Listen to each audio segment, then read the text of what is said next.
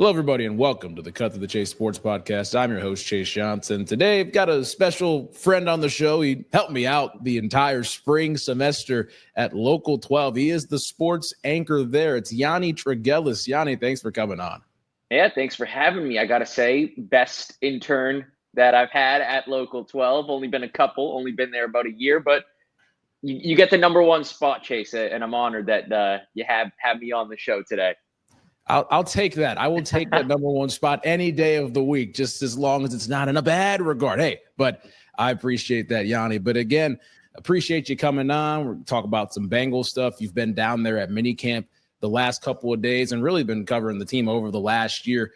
Before we get into the minicamp stuff, when you first came into Cincinnati and we're seeing the team as a whole, just going back to last year, like either there's a lot of stars on this team, and obviously they did not perform up to the standard that they thought that they should have, and the entire city thought that they should have. But like when you first walked in there last year and everything else, were you kind of starstruck by some of these guys like Burrow and Chase and everything? I don't know if I'd say starstruck, but yeah, I mean, a lot of star power on that team. When I was an intern back in college, I was around the Patriots coming off of a Super Bowl season. So being around Tom Brady, Julian Edelman, Rob Gronkowski, I think that was more starstruck for me because from the Boston area, Patriots fan. So that was as a 21-year-old kid, I was like, oh my gosh, I'm looking around. I'm like, there's Tom Brady sitting at his locker and things like that. So still, just to see those guys and be like, that's the best quarterback in the National Football League and Joe Burrow right now. That was pretty cool to see walking in there and, kind of thrown into the fire at the start of the football season, just learning on the fly with all that, how to cover an NFL team. So that was really cool. And, now to see this team again, didn't really go the way everyone thought it was going to go last year, missing out on the playoffs and the struggles early on in the season. But, I got a revamped coaching staff on the defensive side, at least, and looking like, we'll talk about it where we think this team is going to go. Yeah. And again, I mean, save that for later. Yeah, we definitely will. And it's we've come a long way. The Bengals have come a long way in regards to, finishing, 4-12, 5-11 and other stuff and not even being close to the playoffs and missing the playoffs the last 2 years, but being 9-8. It's one of those weird things where it's like, man, we're just right there on the doorstep, but we have way too much talent to be missing games in January. So it's that weird balance, I would say. But, second year covering the team now, got a full off season, getting a look at them. Mini camp was Tuesday through Thursday and just ended practice not too long ago. And the guys will be back here in about 5 weeks or so for training camp. But overall, what were the mini camp vibes? What was everything going on with players that were on the field? We'll talk about the guys that were not in a little bit. It's a good energy out there. I should preface it with saying I don't think there was ever a bad energy, all throughout last season. There was still good vibes all around, even as the Bengals were struggling. But I think the biggest time to see it is in 7-on-7s, just the jawing back and forth.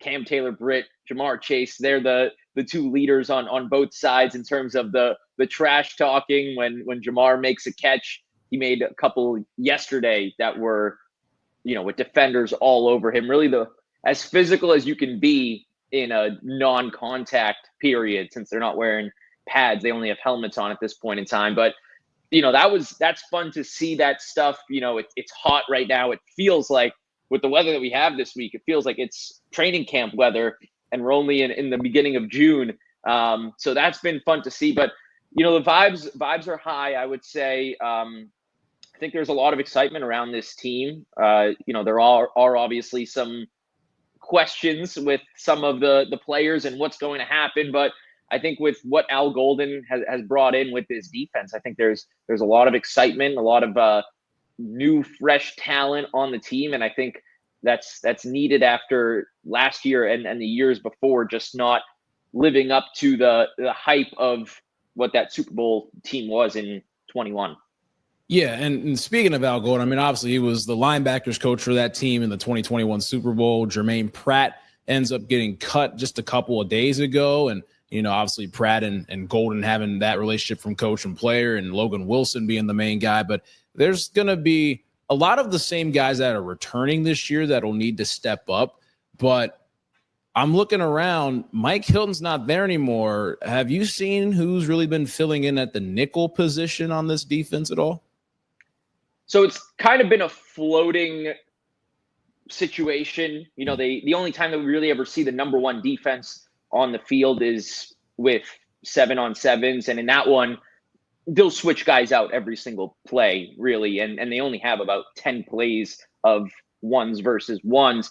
But one guy that's been over there is Jalen Davis, number 35. He's had a lot of reps with the first team. He's mostly lining up in that nickel position. He had an interception during OTAs. Now, that was on the second team off of Browning, but he's a guy that he's working in with the ones at times. And, you know, he kind of has that. He looks like a nickel corner. He kind of has that Mike Hilton look. He might be a little bit taller, but they look the same when they're out on the field. And so even though Mike Hilton's not here, I don't think they're moving away from that. Al Golden is not going to switch that up where he's using that nickel corner on the field with those 5 DBs. Yeah, and it's been, it's looking like Jalen Davis. He's, been on the team for a couple of years, always been a depth piece to say, and the guy that's been playing on special teams. And, sometimes it's just a situation where, a guy like Hilton leaves and there's an open void, which means it's anybody's game up for, it's up for grabs. And also, like Josh Newton, heard some stuff about him. And, it's going to be interesting to see with DJ Turner coming off of injury, Dax Hill coming off of injury, who's going to, get that outside spot and everything else out there. I think the only guy that's really been solidified on the outside is Cam Taylor-Britt, and he's looking for a big-time bounce-back season, to say the least. Well, yeah, there are a lot of good options, and that's a good problem to have, I would say. With Dax Hill, when he returns, he was having a good year last year up until he got hurt in, what was that, week 6 or 7, sometime in October last year. So, I mean, he's on the rehab field running. I've talked with him a couple of times, and he said all signs point to him being good to go for training camp and being on the field. So that's going to give us our best look. I will say the mini camp these 3 days, it really felt more like OTAs. It was a lot of walkthrough type stuff. I shouldn't say walkthrough, but they weren't going live 11-on-11 like you see other teams do in their mandatory mini camp. It really was just individual drills, and then at the end of practice, they come together 7-on-7, quarterback, receivers, running back versus linebackers and DBs. And then on the other side of the field, offensive line and defensive line are doing some head-to-head drills live. But we never have actually seen the full offensive line against the defensive line and a full defense going against each other. So that was something that I thought maybe they might mix in. You see other teams do that. And with the comments about they want to get off to a faster start and change the offseason program, I thought maybe that'll be worked in. But we did find out what that change is yesterday with the earlier training camp starting at 10 a.m. this July. So Zach Taylor talked about that a little bit and saying that, they want to get the players to practice more before the heat comes in, that heat of July and August, 1 to 3 p.m. like they practice in years past. I mean, that's peak heat during the summertime. So get them out a little bit, maybe get a little more out of them. They're not going to be as exhausted in the heat with that. And so that looks like it's going to be the change that we have. But with the mini camp, it really was a lot of just walk through stuff and not more live 11-on-11. So we haven't been able to really see what this pass rush without Trey or Shamar is going to look like if they're not back quite yet. Yeah, and that's been the thing that's been circulating all throughout the city and really has pushed to the main, faces of the league at this point. I mean, this guy, Trey Hendrickson, has led the league in sacks the last 2 years and led the league in sacks last year. I mean, like he is a game changer defensively, and obviously the Bengals not having a great defense this past year. Trey single-handedly won the Bengals some games, and I know there's been numbers floating around about how the Bengals offered him around $28 million, and then he wants the $30 to $35 million and all that stuff, and then there's been players cut, money saved here and there. I mean, is your guess as good as mine and everybody else about what's going to happen with this whole thing? Yeah, the only person that knows is Trey Hendrickson if he decides to sign a deal. Now I see both sides of the argument with what the Bengals are doing, what Trey is doing.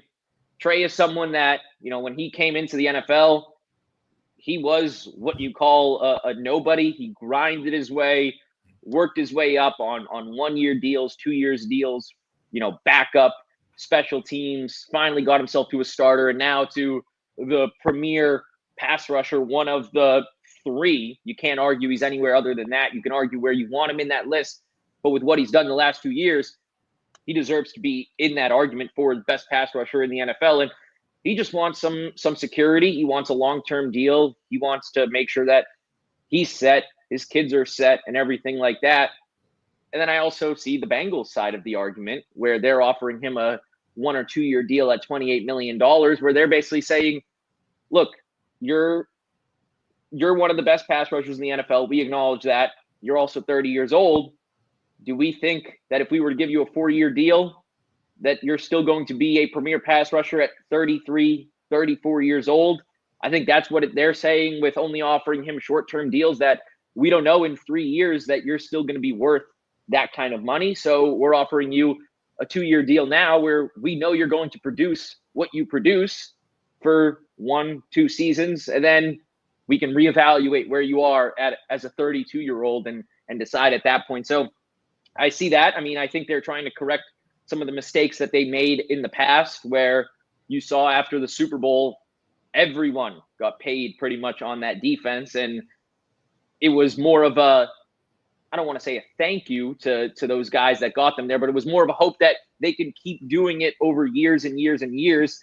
And then over the past, especially last season, it wasn't there. That defense was not producing like they were in 2021, and it haunted them. And I think it was kind of they sat down as a front office, I would say, and said, we're not going to make these same mistakes, and we're going to be sure to evaluate these players on a year-to-year basis. And they don't want to make the mistake with Trey Hendrickson of him being 33, 34 years old, making top money, although at that point, it's probably not going to be top money because edges are probably going to be paid $45 million by that point. It'll be middle of the pack money.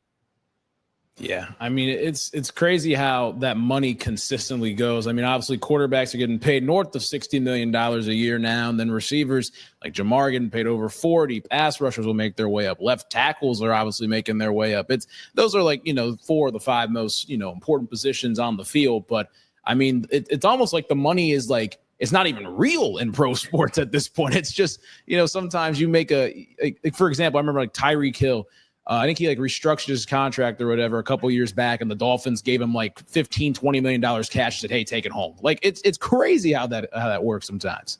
I want to know when the punters are going to start being paid like $20 million a year. That's what we're going to right now. Let's get everybody these big contracts. Yeah, exactly. Let's play with that arcade money. It's insane. Like it's I don't know, man. It's like gold coins throwing out cash anywhere. It's wild how that's going, but. On the offensive side of things, the Bengals are, obviously last year, Burrow, Chase, Higgins on the field. Chase Brown stepped up later on in the season. Mike Gesicki was a big part. The Andre Yoshivas, I remember there was a big catch that he had just, a couple days back and like triple coverage or whatever. But again, and it's like sometimes when fans are watching stuff about minicamp and everything else, like some people, like some fans take that out of like they blow it out of proportion and stuff. But like, just seeing that, the Bengals are bringing back this entire offensive nucleus when it comes to skill position players. I mean, that's just got to be the soaring confidence that it gives fans and this entire team, and this knows that this is the Bengals' identity with number 9, 1, and 5 out there. Yeah, and I mean, I don't know how you watch what happened last year and you don't say they can do exactly that offensively again. And if the defense is just serviceable, then the Bengals are going to be a top team in the AFC. I don't know how you can watch what happened last year, who's coming back this year, and not say that. With that being said, do I think that, it's going to be the same exact output this coming season where Joe Burrow has, what did he have, 9 interceptions and 45 touchdowns or something along those lines and 4,900 yards? Do I think it's going to be, that kind of crazy year? I mean, you can't say Yes, for sure, because those were franchise records. To just predict that he's going to break his own franchise records 2 years in a row is crazy to say. But, to score 28 points a game, several times, or 33, whatever they did 5 times last year, and they went 1-4 in those games, is that going to happen again?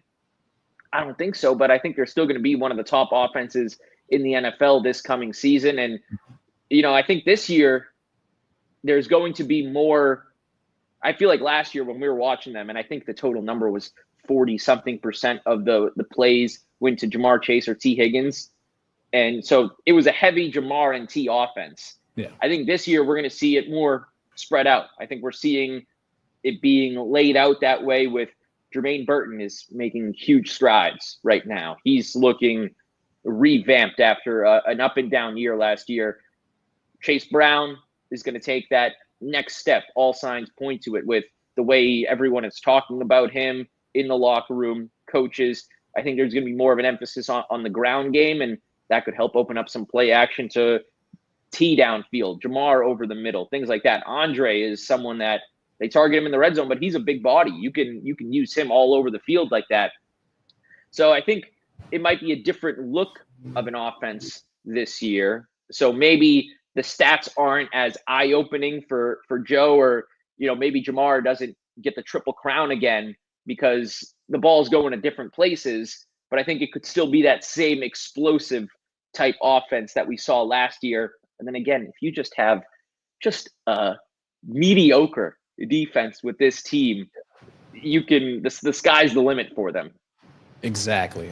And the big thing, like when you're talking about the numbers and stuff, it's like, yeah, that's fantastic that Burrow threw for nearly 5,000 and Jamar had the triple crown, stuff like that. But, if you're able to have that distribution throughout and have those other guys like a Burton or a Gesicki or, again, Yoshivas, Chase Brown, my big thing is I want the Bengals to run the football a lot more efficiently than they ever had. I feel like over the time, like over the Zach Taylor era, they haven't really been able to run the football that efficiently and effectively. But because obviously, you've got Joe Burrow as your quarterback. You want to throw the football. You've got great guys on the outside, and you're not going to just let them sit out there and not do that. But at the same time, it's like you've got an electric running back in Chase Brown. You've got a couple guys back there. Samaje Perine has been there before. I know Zach Moss is on the restructured deal, but then you got Taj Brooks, the rookie, and being able to set up, run the ball to set up the pass. But I think the Bengals have pretty much said our identity is we are throwing the football, and we're going to open up running lanes for guys like Chase Brown and everything else in that regard. So it's interesting to see how that plays. And the big thing, Jermaine Burton, it's been fascinating to see, just from even a limited media standpoint, how he's trying to, mature as the days go by. And we talked about it last year. If this guy could just step up a little bit more and be at a consistent rate, I mean, this Bengals receiving trio, now a quad at that rate with Yoshivas in the fold. I mean, it could get pretty scary for a lot of secondaries in the NFL. Well, yeah, and you think about who Jermaine Burton is as a player, and I mean, he was a star at Alabama. Everyone said it, when he was coming out of the draft, he could have been a first-round pick. He could, if he just, if he produces on the field the way that everyone hoped, sort of, and the Bengals probably hoped when he was drafted, then he could be a star in this league. He has everything that you would want out of a wide receiver. He's nimble enough to work inside, but he's also got the athleticism and the speed to go over the top on you. And we saw a couple of plays last year. I believe it was the Philadelphia game where it was really his one big play that he had last season, I should say, where Burrow threw that deep ball down the sideline and Burton caught it for a 40, 50-yard pass. I believe that was against it was Philly. But that was like, it's like there's the spark. There's what he could be.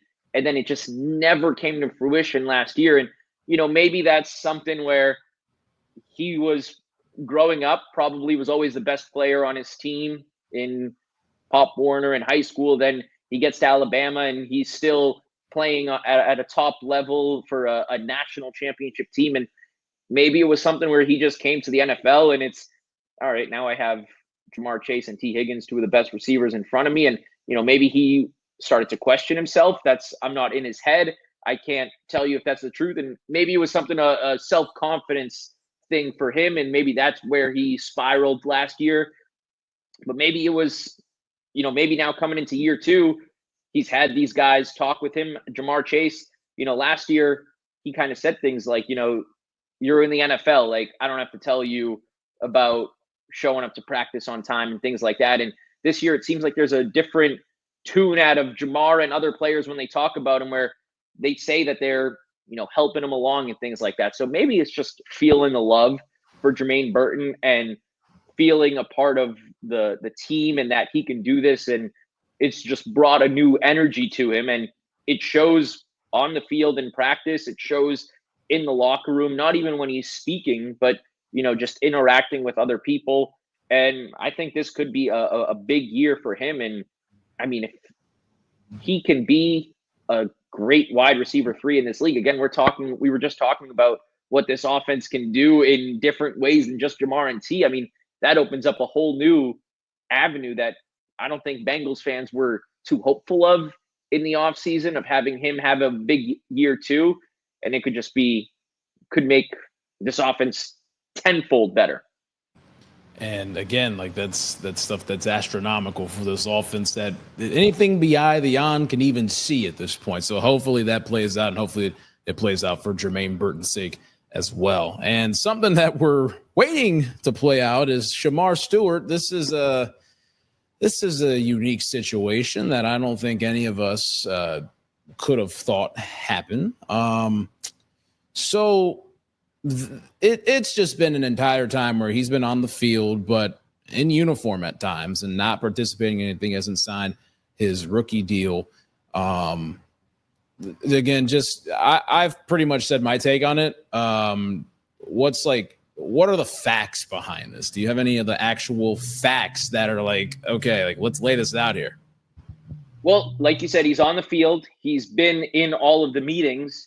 I should say he was on the field until today, because he wasn't there this morning for the last day of mandatory minicamp. And that was a surprise to everyone. Zach Taylor did say after practice that Stewart told him he wasn't going to be there. It's not like this was a surprise to him. And I don't think it was too much. I think a lot of people are overreacting, as they naturally will do with your first round pick not practicing. But I don't think this is a thing where it's like he didn't show up and he's not going to show up. For me, I just kind of took it as it's the last day of mandatory minicamp. They're gone for 5 weeks now. He just missed this last day. He's just not there, and he'll be there in training camp, whether it's with a deal done and practicing or still doing the same thing that he's done throughout this entire process right now. So to me, it wasn't as shocking, and there was no real overreaction moment for me, because the first thing I said when I didn't see him on there is, oh, he took a day early vacation with minicamp wrapping up today, because everyone is out the door right now, and they're going back to their homes, where they're from, grew up, a quick vacation before they get into the next 7 months of just nonstop football without any sort of break. So for me, it was just like Shamar Stewart just taking off a day early with that. But in terms of the facts, there are no facts that we can confirm right now. The biggest thing that he said is that, he's not asking for anything out of the ordinary. He's not asking for more guaranteed dollars or more bonuses or anything like that. That's what he's saying. The team doesn't really speak about contract details and stuff like that, as they're still negotiating. So we don't know what they're saying, but from what he says is they are demanding things out of the ordinary. And a part of that, from what other people have reported, is almost like a waiver clause, or to not have to give guaranteed dollars if an injury or something along those lines were to happen to him, and he's more so questioning, why are we doing this with me? Why am I not getting the deal that all other first round picks will typically get? And so it was eye-opening to see the comments that he made in the locker room the other day, because even though he's spoken throughout OTAs and to the rookie mini camp, he's talked about his contract situation. It was always more of a, I want to be around the team, even in this process, even though I'm not practicing, even though I'm not on the field, I still want to be here. And then it would have been Tuesday is when he really opened up and he started criticizing the Bengals. And he said, I'm 100% right. And you guys just want to win arguments and not win games. That was his quote over there. So I remember when he said that, my eyes kind of opened up. I was like, this is taking a new step and something that we haven't seen yet. And then it's almost ironic that yesterday, Al Golden has his first interview since, his introductory press conference, or the draft, I should say, first time speaking since the draft. And, he talked about, even though Shamar Stewart isn't practicing, he still talked about his attentiveness in the meeting rooms and his want to be a part of the team, even though he's not on the field. He's still involved in meetings. He's still watching film. He's still preparing everything mentally, just not on the field. And then less than 24 hours after he makes that comment, Shamar Stewart is out of the building. Again, I think it was just a thing of where he's like, I'm just going to get out of here. I don't want to deal with the media and the cameras and everything like that for a third day in a row. I'm just going to not show up. Was that the right decision, the wrong decision? That's to be found out a month from now or 2 months from now when the season starts. If it was the right thing for him to do, we can't know for now. But again, I didn't really have much of a reaction to it. I think it was just I'm going to go on vacation a day early. A lot of things on standby for the next month with the Bengals in general. This is going to be very interesting. Yanni, what's a Bengals summer without some drama? Exactly. It's almost like they took the D in Dallas, and that stands for drama, and they somehow put it in. I don't even know. I'm not trying to make an analogy or anything like that. It's just been busy, to say the least. But man, Yanni, I appreciate you coming on the show, man. This was fun talking about the Bengals and stuff, and hopefully we'll see you on here down the road. And this has been the Cut to the Chase Sports Podcast. See you guys next time.